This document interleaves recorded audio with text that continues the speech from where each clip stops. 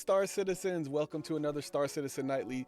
This one will be a short one. The main thing that we're just going to talk about today is Galactapedia. But before we get to the Galactapedia, I have a mini announcement. I found a ship. And what I mean by found a ship, what would I mean by found a ship? So I was organizing, my fleet, as one tends to do when you have over 20 ships. And then I found a ship.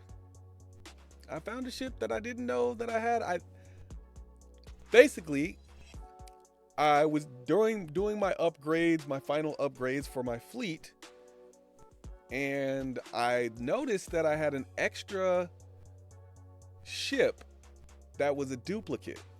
And I was like, oh, wait a minute, I must have meant to upgrade that to something. So I checked my list, then checked it twice, as Santa tends to do. And yeah, it was just extra. Somewhere I spent an extra few $100s. And I know what you might be thinking. I know the first thing is going to come out of your house. Or the first thing you're going to think is like, oh, woe is me. Like, I have so much money that I spent extra few $100s on spaceships. No, that is not. No, I don't have enough money to be spending an extra few $100s on spaceships. It's more like a happy accident because my bank account is good enough now to where like it obviously didn't like hurt me too bad. But I did recognize some disparities when I was doing my upgrades. Like I was doing some upgrades and I was like, wait a minute, I feel like I should have more credits than I have. Anyway, long story short, if you see that I have another ship, the next time I do a fleet video, that's where it came from. I didn't purchase another ship. I'm done. I mean, as far as long as Chris Roberts says I'm done, I guess. But yeah, I have enough credits to where I really don't need to buy ships anymore. I could just smelt and so on and so forth. So now I have to find another ship that I want, but it's hard because I already have all the ships that I want. Whatever I get is going to end up having a duplicative purpose. Like it's gonna be an extra ship on top of what I already have. Like for instance, right now I'm considering the Redeemer, just because I think it's a really cool ship. But that's the only thing. Like whatever ship I get, it's not gonna have a specific purpose. The only other ship I can think of is a Prowler, and the only reason I would get it is because it's cool, but I don't have any use for a Prowler. I'm sure it's a great drop ship, because you could just jump straight out of it. It's a stealth drop ship. I guess it has a kind of unique purpose, but it's not worth the price. But it's only a hop, skip, and a jump from what I have. So you tell me. I don't need a Redeemer because I have like an A2, I have a Perseus. I have so many combat ships that the Redeemer is not going to add anything. But those are the two ships that I'm looking at. Either a Redeemer or a Prowler. So you tell me. Both. Don't think of it as in terms of utility though. If you just think about it in terms of utility, I'm telling you, both, as far as I'm concerned right now, have the same utility because I don't need either one of them. I have the bases covered for both of them. I have a Valkyrie. I have so I don't need another dropship, and I have, so many combat ships that I don't need another combat ship. Gunships, all of it. I have them. So again, yeah, I don't think of it in terms of utility, but you tell me in the comments which one you think. And maybe I'll do like a poll later for which one I should get. Should I get the Prowler? And mind you, this is all using credits. This is all using like credits, no real money. You tell me whether I should get a Prowler or a Redeemer. Yeah, all right. Now moving on to the news. I mean, that's news. That's news about me. I'm part of Star Citizen. I'm part of the community. So the Galactapedia update today. Now, I normally don't read this stuff, but I'm trying to get more involved in like all things Star Citizen rather than just the things that I typically go into. But this is actually pretty cool. So they got some pretty cool stuff in here. So this is a full-length article here, and then there's some short articles on Squadrons. And I'm gonna go through some of these, like, and then just to give you an idea, I'll just go through some of them.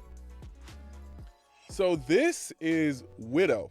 So you may have, like in the game, you may have traded in Widow or whatever. You know, it's illegal in the game because it's one of these, right? But do you know that it's also known as white diawirline? Diawirline? That's what it's called. Did you know that? This is the stuff, like, again, I don't know how important lore is, but I think this stuff can be cool if you've been in the game long enough to like know that this is something that pops up. This is something that people, fight over Jump Town for, right? So knowing a little bit more about it, right?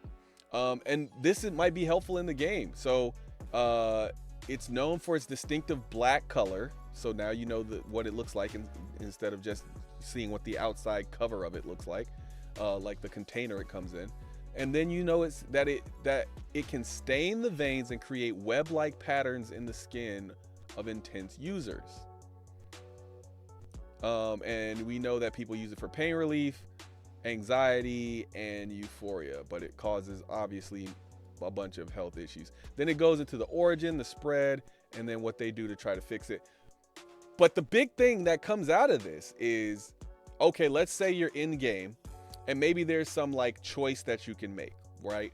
Whether to believe that a person is a drug user or not, right?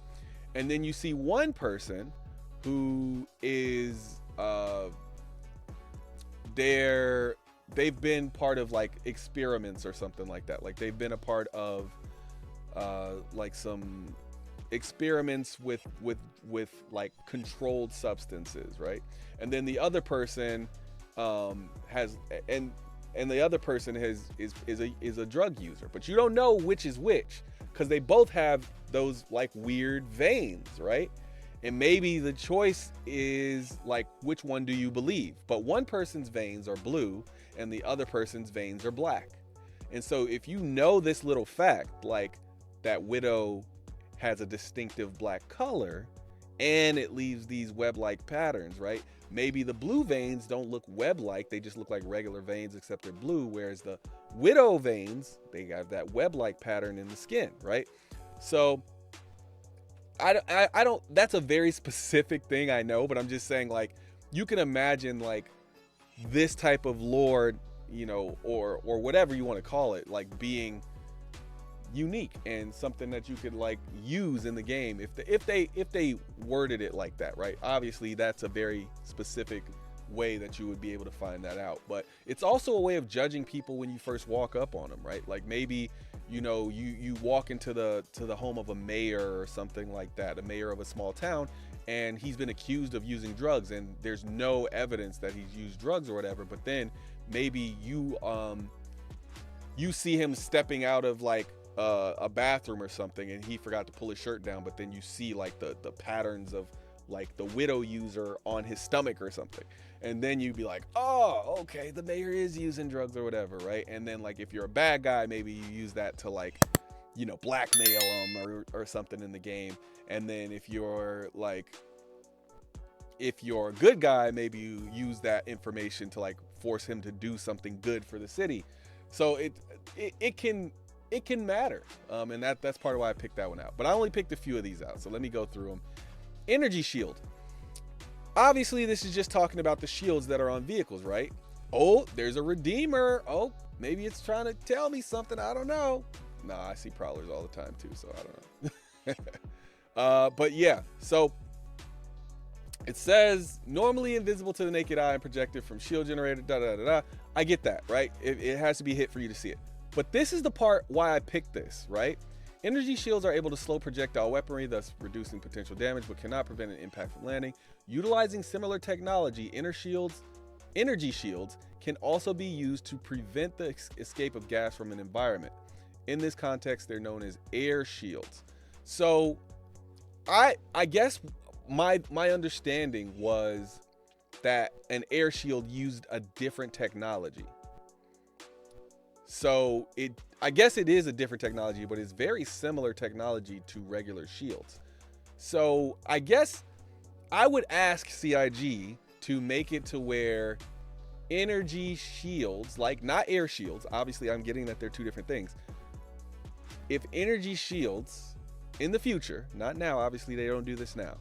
In the future, if energy shields could prevent you from being sucked out of your ship, like into the vacuum of space for like a few seconds, like not immediately, or maybe it like reduces the amount and gives you a chance to run away or something. I think that would be cool if like your shields are up and like the door opens and you have like 10 seconds before the vacuum of space pulls you out through the shield or something like that. I think that would be really cool. Just like, you know, I don't know how realistic it would be, but it seems like within the context of the game it would work, since air shields are made of the same technology. It would make sense that you get a little bit of air time if your shield is still up. So I don't know, CIG, I know at least one person from CIG has watched my channel, because I get ships to give away now.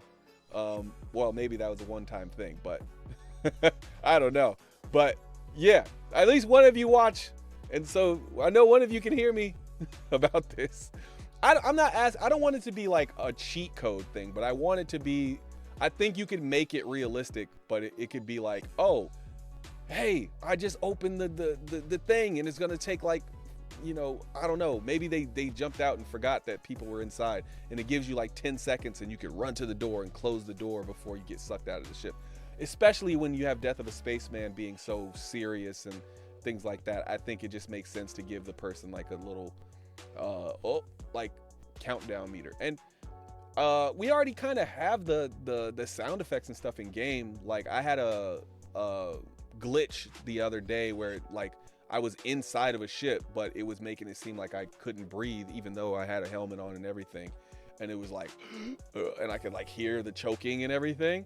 So like, yeah, maybe that's your thing. Like your health will start decreasing, and your whatever else will start decreasing, and your oxygen level, it'll start decreasing, and then you'll know, oh crap, like the you know, there must be like a door open, so I better hurry up and close it before I get, you know, die or get sucked out of the ship. Anyway, that's enough on energy shields. I just added some, you know, it's a slow news day. It's a slow news day, you know. But I already skipped the day, so I didn't want to skip another one. And also, I think this stuff is actually pretty interesting. The other one I wanted to go to is Cryopods. So it looks like Cryopods are used in hospitals to like sedate people. So maybe we haven't really, I don't think we've seen tier 1, or no, we have seen tier 1 beds. Tier 1 beds don't do this. So maybe this is like, it says grievously injured or ill patients. Huh.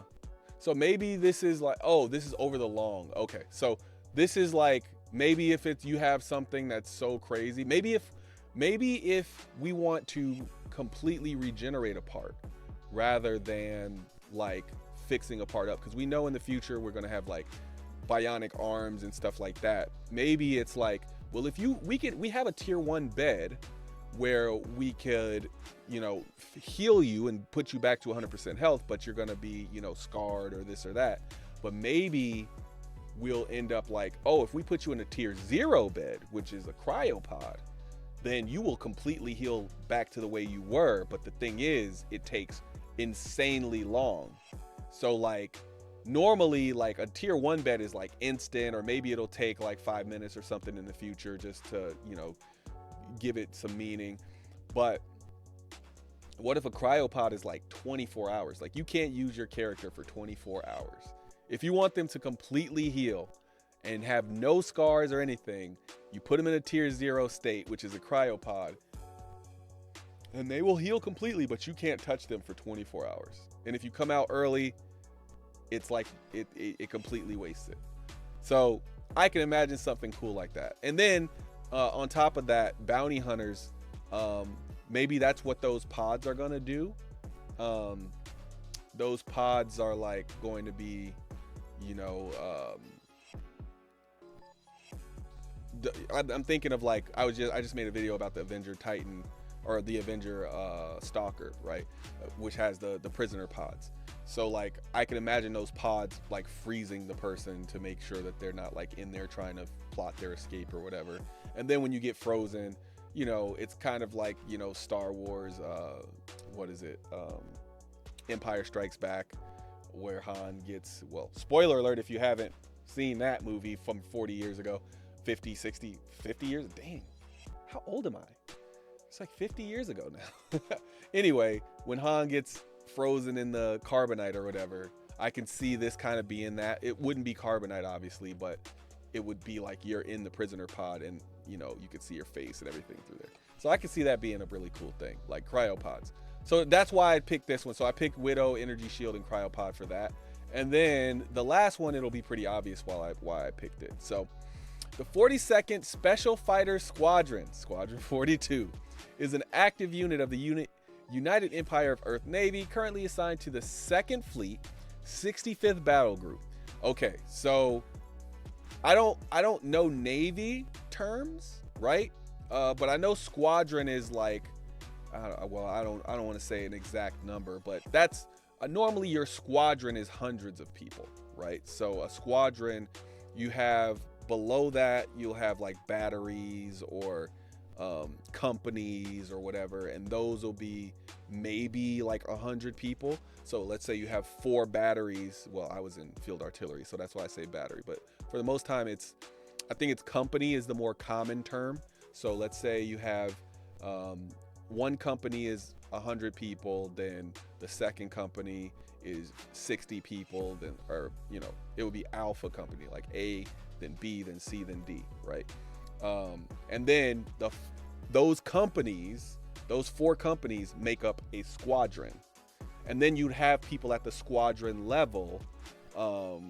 Like I was in a squadron, but this was Army, not Navy. And then that was, I think our squadron was like 440 something people. So just so you understand, like Squadron 42 would be like a group of, I'm assuming the Navy is the same. So if you Navy guys, correct me in the comments if it's more or less, because I know you have like ships and stuff that might be involved, obviously. You know, here it's spaceships, so I don't know if it'll be a direct comparison, but my guess is it would be somewhere between 250 and 250 and 600 people, you know, within Squadron 42. But this is at a higher scale than like the US Army. So like the US Army would have that many people. So this is obviously this is the Empire of Earth Navy. So obviously it would be at a higher scale than that. But I'm just giving you a something you can compare it to as far as like the US Army, at least. Like the US Army does it this way.